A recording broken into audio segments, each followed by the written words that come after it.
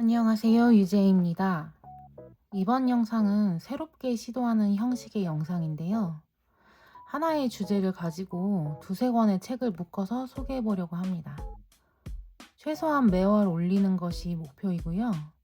이번 달의 주제는 글쓰기에 관한 책들입니다. 사실 저는 글쓰기를 꾸준히 하는 사람은 아니고 가끔 생각이 날 때마다 시도해 보는 편인데요. 그래서인지 글쓰기 관련 책들을 자주 찾게 되는 것 같아요. 요즘 다시 또 써보고 싶다는 생각이 들어서 최근에 나온 글쓰기 책들을 골라서 읽어봤는데, 같은 글쓰기라는 주제인데도 책마다 이야기하는 방향이나 강조하는 포인트가 꽤 다르더라고요. 그래서 읽는 재미도 있었고 각각 나름대로 유용하다는 느낌도 받았습니다. 제가 오늘 소개해드릴 책은 김혜원 작가님의 생활 글쓰기, 리니 작가님의 쓰는 만큼 내가 된다, 또 임경선 작가님의 글을 쓰면서 생각한 것들, 이렇게 세 권인데요. 세 권 모두 글쓰기 입문자나 도전자들에게 도움이 될 만한 책들이고, 이게 제가 읽으면서 이 순서로 읽으면 좋겠다고 느껴진 순서대로 한번 소개를 해볼게요. 먼저 첫 번째는 생활 글쓰기입니다. 김혜원 작가님의 책이고요. 작가님의 전작 나를 리뷰하는 법이라는 책을 읽었었던 적이 있는데요. 몇 년 전에 읽었던 책이라 내용은 사실 기억이 잘 안 나는데, 근데 그 당시에 제가 뭘 원하는지 몰라서 방황하는데 좀 도움이 될까 싶어서 제목을 보고 골랐던 기억은 나요. 그리고 이번에도 지금 제가 글쓰기 입문에 도움이 되는 책을 찾다가 또 제목을 보고 샀는데 그분의 책이어서 아마 비슷한 기대를 가지고 고르게 되었던 것 같습니다. 이 책은 크게 두 파트로 나뉘어져 있는데요. 앞부분은 이제 우리가 일상에서 자주 쓰는 글들에 대한 실용적인 팁들이 나옵니다. 자기소개 글이나 블로그 글 초안을 잡는 방법, 리뷰 같은 글들까지 한 번쯤 써보고 싶었는데 막상 어떻게 시작해야 될지 모르겠어 라는 그런 글들에 대해서 쓰는 방법과 꽤 구체적인 예시도 함께 설명해줘요. 그래서 읽다 보면 이거 나도 한번 써볼 수 있겠는데 라는 생각이 들게 됩니다. 이 파트에서 특히 좋았던 건 이제 여행 에세이를 쓴다는 로망 파트였는데, 작가님도 여행 에세이를 쓰고 싶어 하는 마음이 좀 그대로 써주셔서, 이게 이 책이 단순히 방법을 알려주는 책이 아니라 나도 고민 중인 부분이 있어, 나도 이걸 고민하고 있어 라는 느낌도 같이 들어서 좀 현실적으로 다가왔던 것 같아요. 이렇게 앞부분이 좀 실생활 꿀팁에 가깝다면, 두 번째 파트는 좀 더 나 자신에 대해, 생활보단 나 자신의 내면에 대한 그런 글쓰기로 바뀐, 이렇게 글쓰기에 대한 이야기를 하시는데요. 일기나 자기 자신에게 질문을 던지는 방식처럼 좀 더 내밀한 글쓰기 방법들이 나옵니다. 이 파트의 소제목이 쓰는 만큼 내 인생이다인데요. 나 자신에 대해서 이해할 수 있는 다양한 방법들이 있어서 좋았던 것 같아요. 이 책에서 좋았던 부분 몇 문장을 읽어볼게요. 글을 꾸준히 쓰면 여러 가지 효능을 누릴 수 있다. 일단 내 생각을 아름답고 정확한 언어로 말할 수 있게 된다. 자기소개를 할 때, 여행 가서 본 인상적인 순간에 대해 이야기할 때, 사랑 고백을 하거나 싸움을 할 때, 생활 글쓰기로 단련해온 사람들은 티가 난다. 이 문장이 와 닿았던 게, 글을 잘 쓴다는 게 단순히 글 안에서 끝나는 게 아니라 말하는 방식이나 표현에도 영향을 준다는 점이 현실적으로 느껴졌어요. 그리고 또 다른 문장은, 수많은 루틴을 만들고 거기에 이름을 붙이다 보니 나름의 노하우도 생겼다. 루틴이 오래 지속되려면 전략적으로 이름을 붙여야 한다. 이 부분은 글쓰기라는 게 의지만으로 되는 게 아니라 결국은 루틴과 환경이 중요하다는 것을 느끼게 해주는 문장이었고요. 일상을 기록해두는 일은 노후 대비와도 비슷하다. 많은 사건을 겪으면서 살지만 우리는 그것들을 금방 잊는다. 영화 속 주인공이 된 것처럼 반짝였던 순간도, 죽고 싶을 만큼 힘들었던 순간도 몇 달만 지나면 흐릿해져 버린다. 하지만 시간을 들여 기록해두면 인생의 한순간이 기념품처럼 선명하게 남는다. 정말 아무리 재미있던 순간들도 오랜 시간이 지나고 나면 흐릿한 느낌으로만 남는 경우가 많잖아요.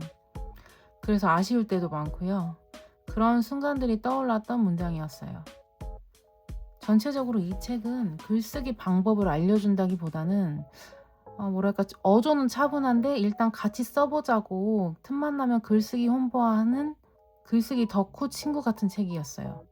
게다가 챕터별로 추천책이나 기록 용품들도 소개되어 있어서 읽다 보면 자꾸 알라딘이나 문구 용품을 검색하게 만드는 책이기도 했습니다.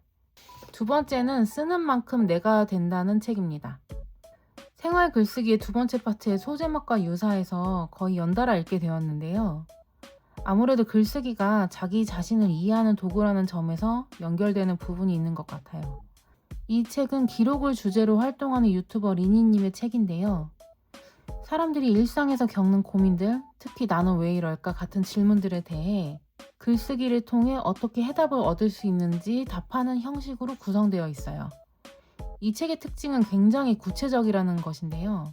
단순히 이렇게 해보세요가 아니라 작가 본인이 고민하면서 실제로 해봤던 방법들을 디테일하게 설명해 주시는 느낌이에요. 리니님은 이걸 레시피라고 표현하셨는데 저는 읽으면서 오히려 처방전에 가깝다는 느낌을 받았어요. 필요할 때 꺼내보고 해보는 그런 글쓰기의 방식이라고 느껴졌습니다. 취향이 없어서 고민이라는 질문에 쓰여진 리니님의 답변 일부를 읽어드릴게요. 어디로 가야 할지 모르겠다면 반대로 가기 싫은 방향이 어딘지를 먼저 찾아보는 것도 괜찮아요. 내게 맞지 않는 것들을 하나씩 덜다 보면 이미 내 안에 완성되어 있던 나만의 취향을 생각보다 빨리 발견하게 될 수도 있거든요. 취향을 갖고 싶을 때 우리는 보통 내가 안 해본 것, 새로운 것들을 좀 시도해보면서 이건 혹시 내가 좋아할까 고민하면서 해보잖아요. 그러다가 또 아니면 실망하기도 하고요. 그런데 내가 싫어하는 것은 그냥 느끼면 확실하게 알잖아요. 그래서 싫은 것부터 덜어내는 방식으로 접근하는 것이 현실적으로 좀 부담 없는 방법처럼 느껴져서 좋았어요. 또 매일 똑같은 하루를 살아가고 있는 것 같다는 고민안을 이렇게 써주셨는데요. 집으로 돌아오자마자 블랙 저널을 펼쳐 8월의 8시라는 제목의 컬렉션을 만들었습니다. 잊지 않으려고 오전 8시에 알람도 맞춰두었죠. 밤에는 하루치 에너지를 다 써버려서 흐지부지 되기 십상이니 차라리 하루를 시작하는 아침에 쓰는 게 낫겠다 싶었거든요.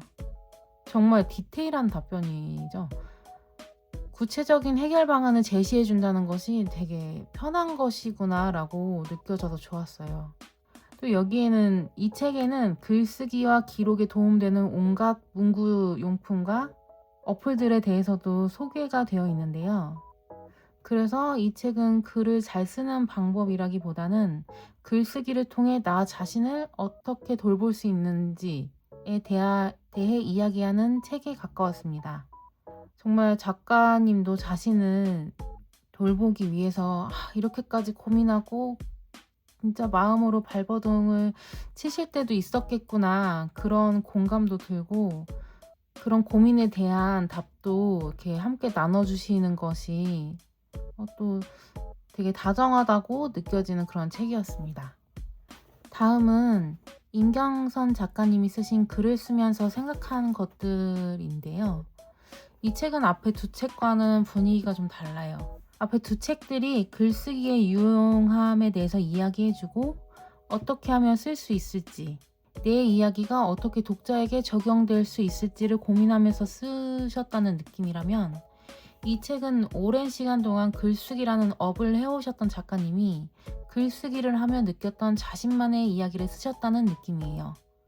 그래서 어떤 글쓰기에 대한 설명이나 이렇게 했으면 좋겠다 저렇게 했으면 좋겠다라는 설명보다는 나는 그저 이랬어 라는 서술이 느껴지는 책이고요. 그래서 좀 처음에는 자신의 이야기를 솔직하게 되게 가감없이 이야기해 주셔서 좀 굉장히 이성적인 작가님이 정말 T이시지 않을까? 라는 그런 느낌이 드는 책이었고 그래서 또 굉장히 솔직하다는 면에서 좋다는 생각이 들었습니다. 이 책은 글쓰기에 아주 깊이 빠져들어 있고 이제는 헤어나올 수도 없는 작가님의 고통과 피로, 실생활의 곤란에 대해서도 쓰여 있고요. 그 깊이 빠져들어 있음이 작가에게 주는 어떤 기쁨이나 황홀에 대해서도 쓰여 있어요.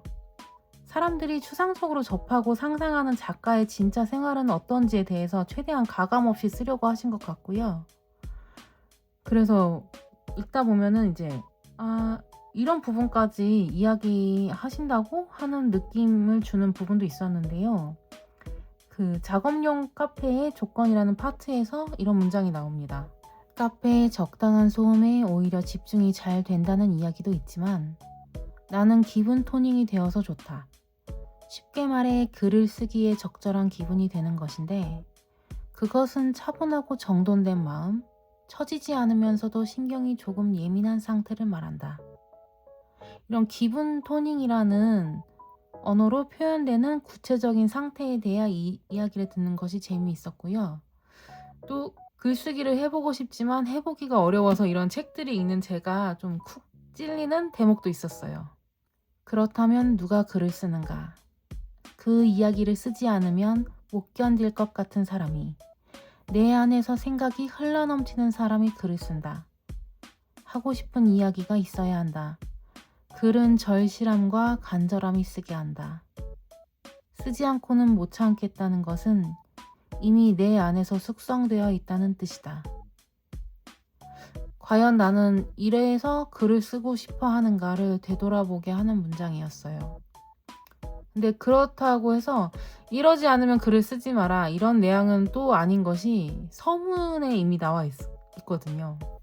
일찍이 나는 글을 쓰고 싶어하는 사람들을 뜯어말리면서 그래도 글을 쓰지 않고는 못 견딜 것 같으면 나와 더불어 가늘고 길게 망하자라고 썼는데 여전히 진심이다. 좀 순간 냉정하게 느껴지다가도 좀 모순적으로 대단한 다정이 느껴지는 문장이었어요. 가늘고 길게 망하는데 함께 해주겠다고 하시잖아요. 그래서 이 책은 처음 읽을 때는 글쓰기가 마냥 좋은 줄 알아? 뭐 이것도 힘들고 저것도 힘들고 이런 부분도 있고 저런 부분도 있어 라는 느낌으로 읽히다가 근데도 글을 계속 쓰고 계시잖아요. 써오셨고 앞으로도 쓰실 거고 그래서 글쓰기의 매력에 나올 수 없는 그 사람의 그 모습 자체로 글쓰기를 찬미하고 있는 책이라는 생각이 드는 그런 책이었습니다. 이렇게 세 권을 같이 놓고 보니까 글쓰기라는 게 하나의 방식으로만 이루어지고 하나의 길만 있는 게 아니라는 생각이 들었어요. 생활 글쓰기는 글쓰기 충동이 1년에 한두 번 들까 하는 사람까지도 글쓰기에 좀 낚아챌 수 있게 하는 여러 가지 방법을 이야기하시고 쓰는 만큼 내가 된다는 삶과 생활에 흩어지면서 고통스러워하는 그런 사람들에게 내미는 여러 가지 다정한 처방전들을 또 이야기하시고 글을 쓰면서 생각한 것들은 글쓰기에 오랜 시간 빠져있는 사람 그 자체를 보여주면서 글쓰기에 대해 이야기하시고 이런 다양한 부분들이 참 재미있는 책 읽는 시간이었고요. 그래서 이렇게 읽는 사람이 어떤 상태인지 따라서 더 잘 읽히고 또 필요함을 느끼는 책이 다를 것 같다는 생각도 듭니다. 마지막으로 이 세 권 모두 서문이 굉장히 인상적인데요. 각 책의 시작하는 부분에서 작가가 왜 글을 쓰는지에 대한 생각이 잘 드러나 있어서 그 부분만 먼저 읽어보시고 책을 고르시는 것도 좋겠다는 생각이 듭니다. 온라인 서점에 책 미리 보기에서 거의 읽으실 수 있거든요. 이번 달은 이렇게 글쓰기라는 주제로 세 권의 책을 읽어봤고요. 다음 달에는 이제 또 다른 주제로 책을 묶어서 영상을 꼭 찍어볼 수 있도록 해보겠습니다. 네, 여기까지 봐주셔서 감사합니다.